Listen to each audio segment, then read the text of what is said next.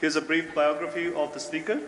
Nima Mesgarani is an associate professor at the Electrical Engineering Department and Mind-Brain Behavior Institute of Columbia University in the city of New York.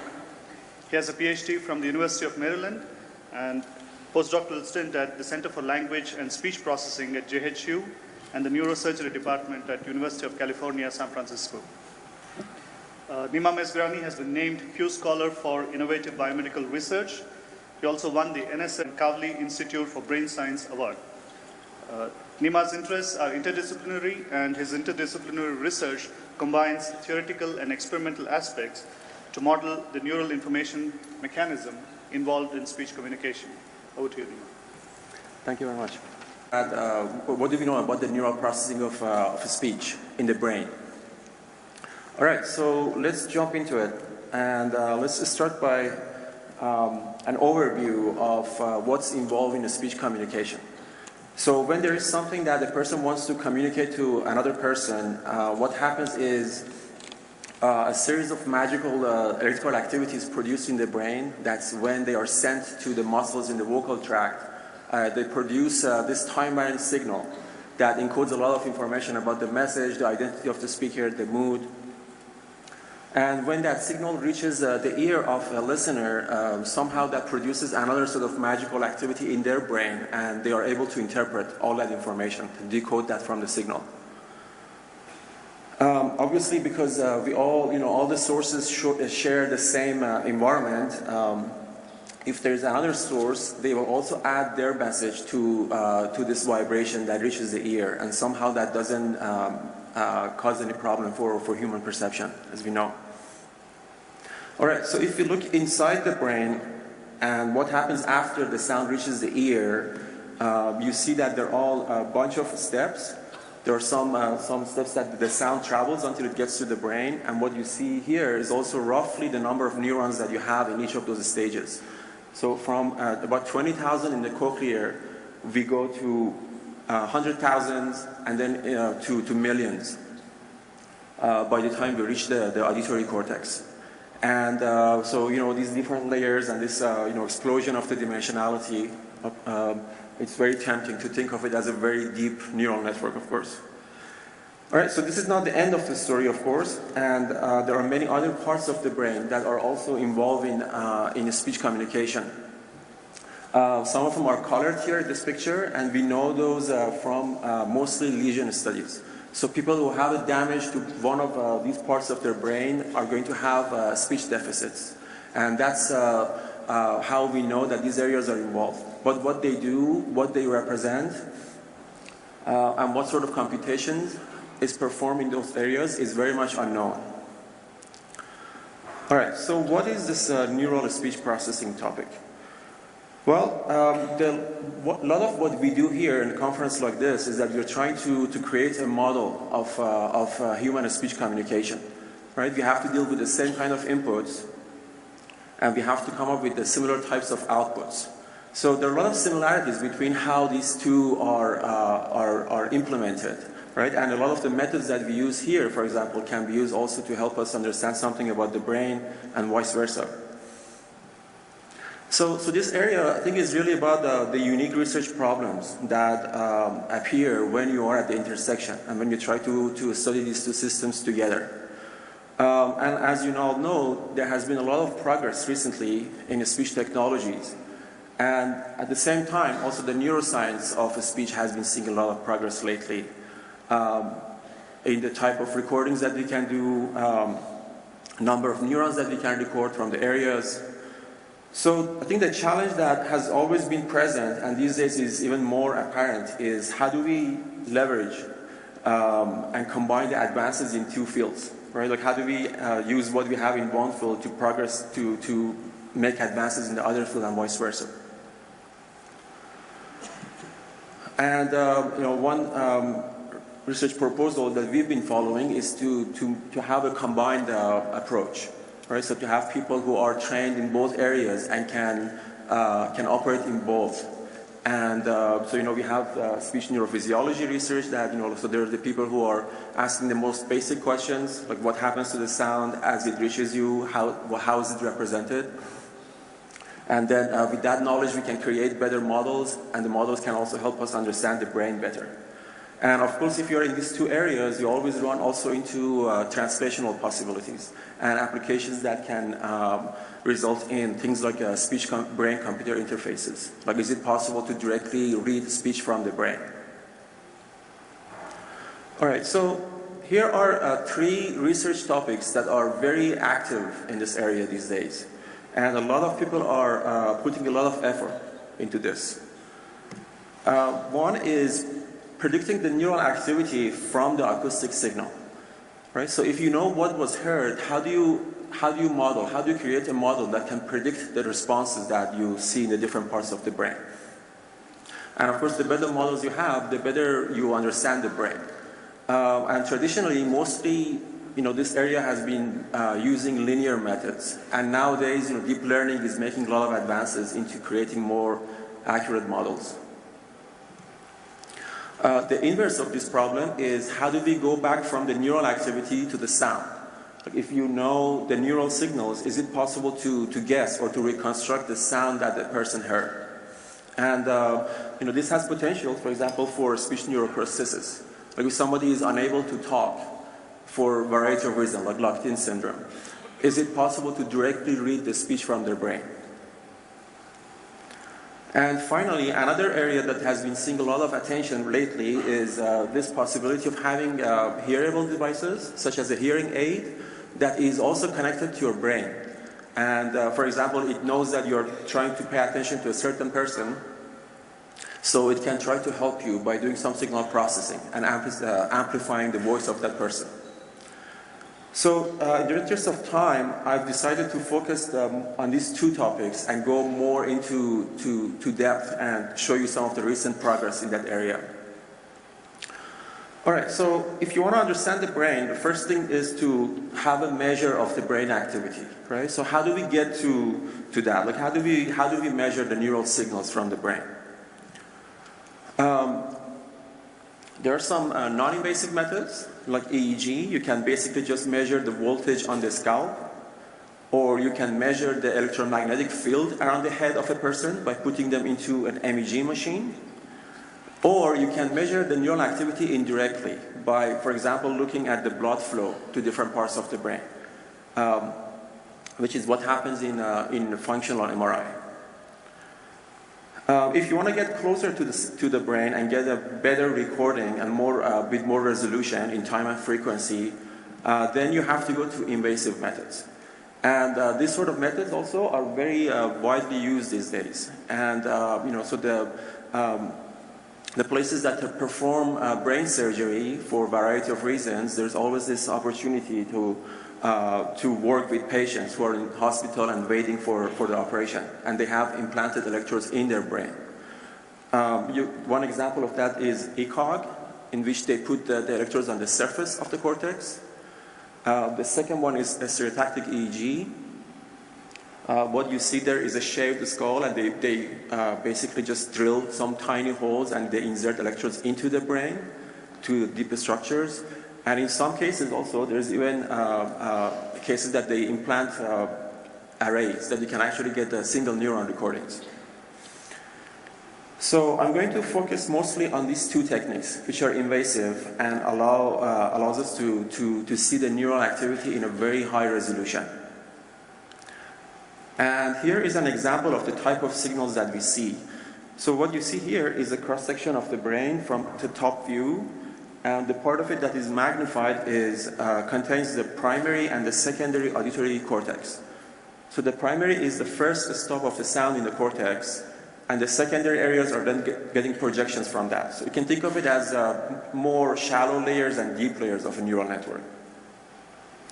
So what happens if the person is listening to speech? What sort of activity do we see? Yep.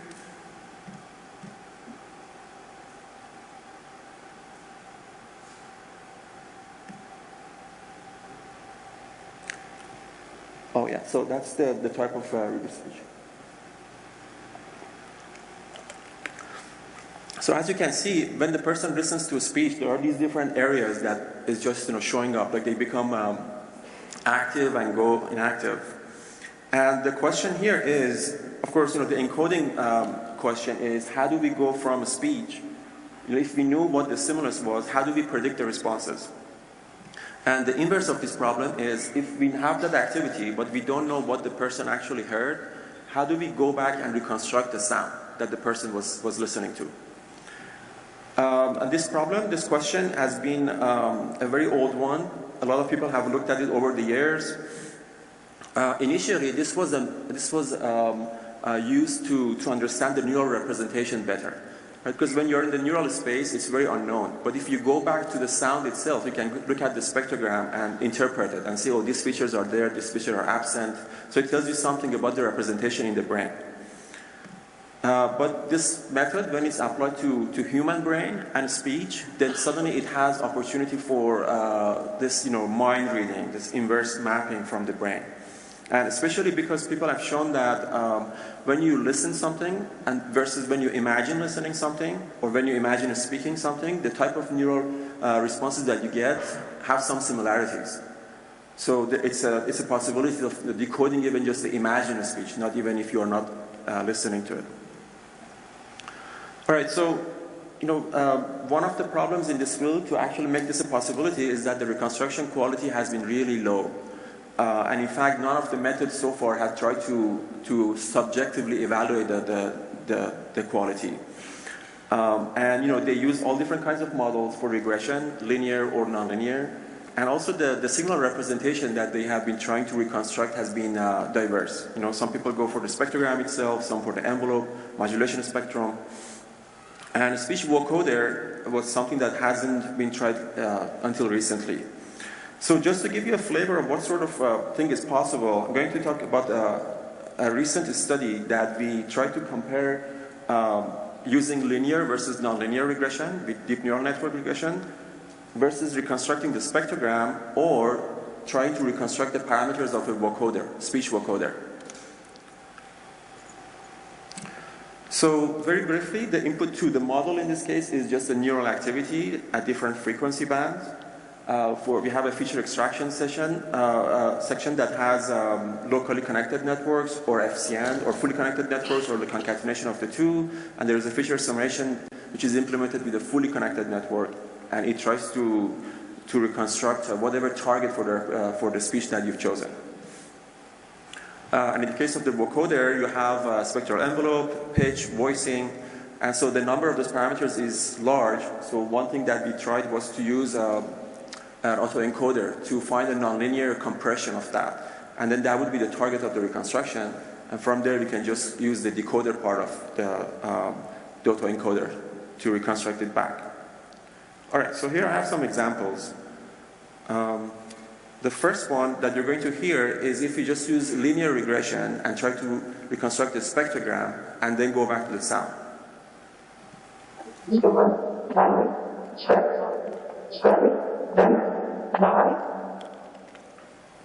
You probably didn't understand what that says. So here's a linear regression if you try to directly decode the parameters of the vocoder, the speech synthesizer.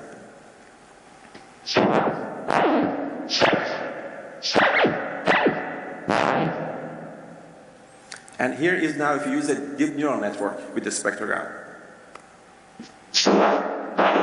6, 7, 8, 9. And finally, here's a deep neural network with that tries to estimate the parameters of the vocoder. 4, 5, 6, 7, 8, 9. Yeah, so these are digits, and it's becoming increasingly more intelligible.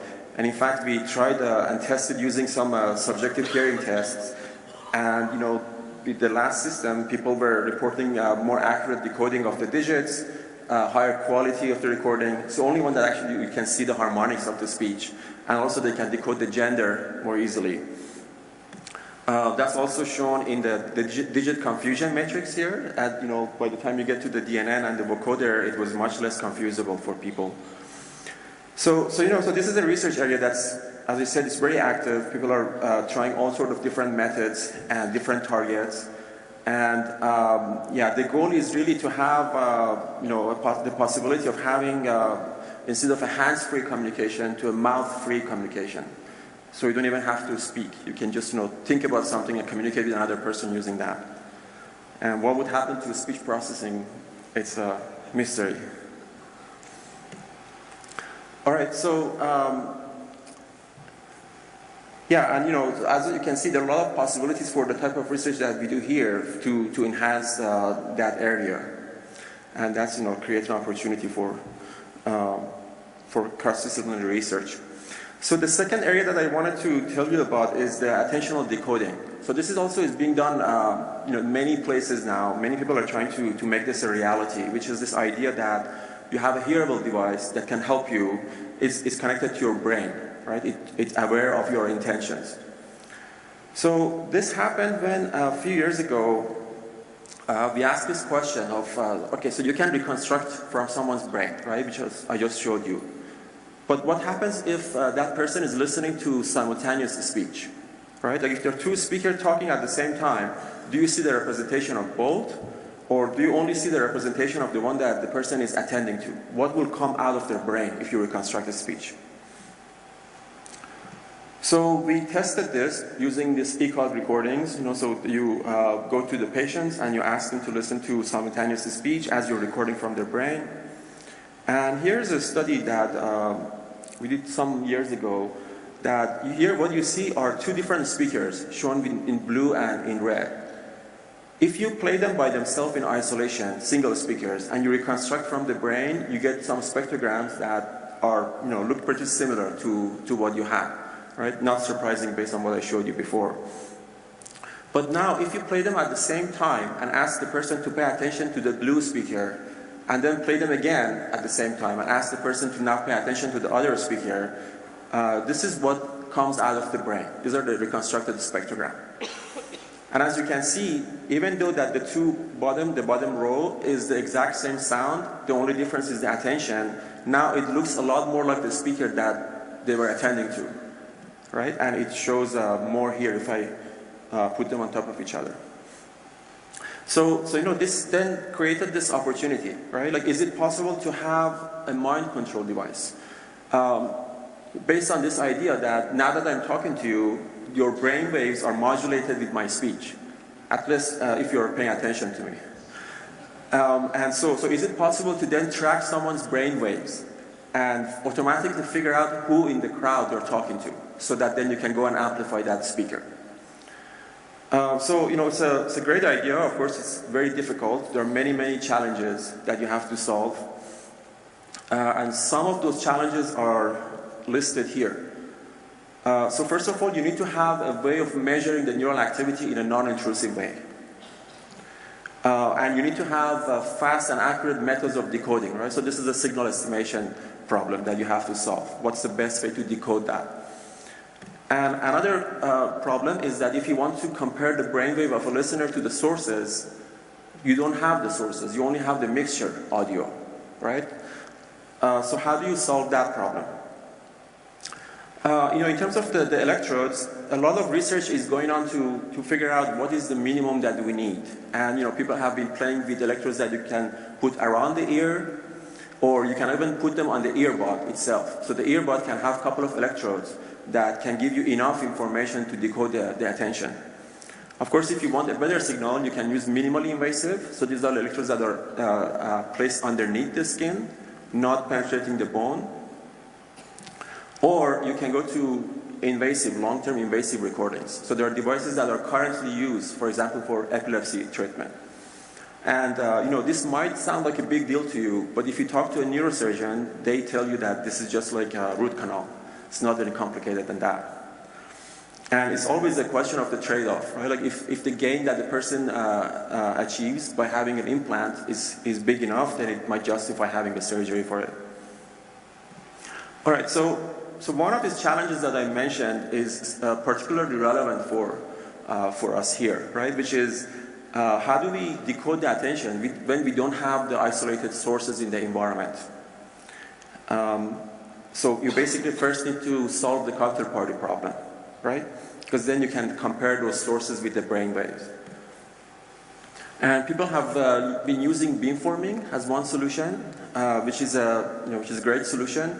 Of course, it has limitations because you need to have multiple microphones, and if the target and the distraction are in the same spatial location, then it wouldn't help, and the gain might be limited. So this is an area that speaker separation, for example, can be really helpful. Because if you have a system that automatically separates the speakers in the crowd, then you can compare each one of them to the brain signal and then just amplify that speaker. So this is an area that we also tried to use some of the advances in speech separation. For example, in this study, which we had a bunch of neural networks, each one of them is trained on a particular speaker to extract a particular speaker from the mixture.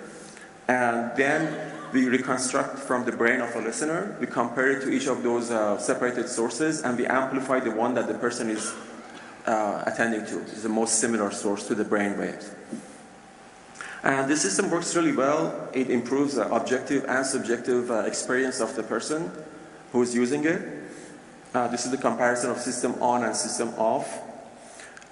And one thing about it is that it was speaker dependent, right? So it worked only for the speakers that you train it on. And it still is pretty useful because it helps a person to interact more easily with their friends or family in crowded places. But obviously, if a new person comes to talk to them, then this will not be useful. So for this sort of technology to work, then what you need to do is to have a speaker-independent speech separation, which is also something that we've been getting involved lately. As you know, it's a very difficult problem, and it's just only recently, since the seminal work of John Hershey and colleagues at Merrill, which did the deep clustering. And then we had this extension of it, the deep attractor network, which tried also to do this well, and other methods that people have proposed. But one thing that has been really difficult to achieve is a real-time and low latency good performance. So a couple of things that we've been working recently are having an online version of the deep attractor network, or to try to do this entirely in the time domain, so that we can have a system with a very small latency that works in such applications. So I'm going to just show you briefly these two methods. In the deep attractor network, what you do is that you take your spectrogram and you project it into a very high dimensional space. So every time frequency band is now presented by k numbers. And this representation is an end-to-end training. You maximize the reconstruction accuracy of the sources in the environment. And what you achieve is that you're going from a very overlapping representation in the spectrograms domain to something that is much more separable in that high dimensional space. And those white dots are what we call the attractor points. So those are the points that attract all the points that belong to one of the speakers. And if you want to do the separation, then what happens is that for every time frame, you embed the frequencies into this high dimensional representation, and you find the distance between that and these attractor points, which are k-dimensional vectors in that domain. And based on the distance, we create a mask that when it multiplies the mixture, it gives you the separated sources. So this all works great, of course, but to do it in real time, you need to be able to track those attractors over time. And what we do for that is that we start from an initial set of attractors, which we call anchors, and they help you to find the assignment of the speakers, and that updates the attractors. And then for the next frame, the attractors are used for assignments then update the attractors, and so on. So this actually works pretty well, and here is a demo of the system. So here you have a box that has two inputs: the brain signals from a listener and a single microphone that records a mixture. And the person is first attending to the male speaker and then switches to the female speaker. We turn on the system at 10 seconds, and what you will see here is the likelihood of each of the two speakers. How to be a shepherd. Dogs are great companions for a variety of people. Especially when you know how to do it. Have you ever thought about having your own companion? Shepherds can be found all over the world. If you do not have a dog yet, you need to understand the difference between breeds before making a choice. The breed of a dog can have significant impact on its personality. as well as size, health, and required maintenance. For example, long-haired breeds, like collies, Move to Idaho or Wyoming. require frequent Buy brushing. a sheepdog. If you do not have time Some to devote sheepdogs are better than others. daily maintenance, You would do best to look on a dog market online or see if you can find a breeder. is bright. Yeah, so this sort of enhancement, especially for somebody who has hearing impairment, helps a lot. So this is like very useful for them. And the other approach that we've been taking to this problem is this idea of doing it in the time domain, right? You can just entirely try to go to the waveform itself and have an encoder, a separation that's a mask, and a decoder stage that gives you the separations. And here's an example of a mixture sound as it goes through the encoder stage. I think the waves are not very visible here, unfortunately, but it gives you a sort of a representation that you can then apply the mask, and using the decoder you can go back to the sound. The decoder basis functions are actually quite interesting. When you look at them, you see that there's a lot of emphasis on low frequencies, and also the phase information is very explicitly encoded, as opposed to the implicit encoding in the CFD domain.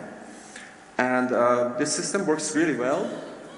It's actually the first system that surpasses the ideal time frequency masking. So it performs better than IBM, IRM, or WFM masks. And and has a very low latency, and the number of parameters are really low also.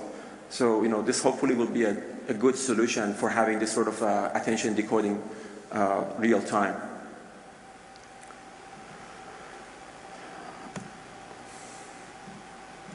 All right, so this was a quick overview. I didn't go too much into the first one, that people are using the deep networks to model the brain functions.